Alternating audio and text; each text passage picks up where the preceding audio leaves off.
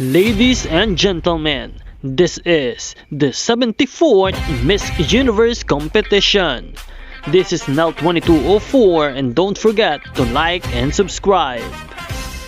Magandang araw Pilipinas! Nagkaroon nga ng tensyon sa Miss Universe organization sa mangyayaring sashing ceremony sana.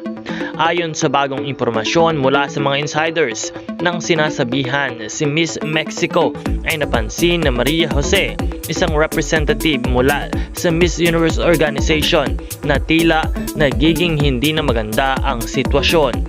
Dahil dito, agad umano niyang sinabi sa mga kandidata na umalis na muna sa room dahil nakikita niyang nagiging disrespectful na ang tono ng pag-uusap.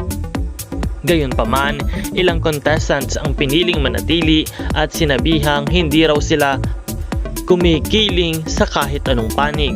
Gusto lang nilang manatiling neutral sa isang isyong nagaganap.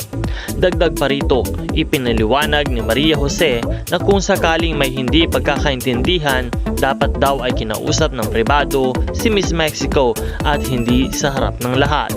Ang pangyayaring ito ay nagdulot ng emosyon sa mga kandidata.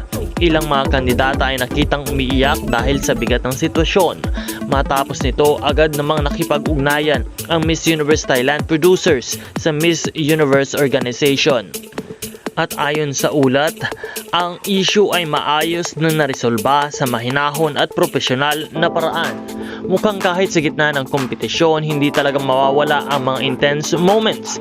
Pero buti na lang at naayos agad ito ng Miss Universe organization.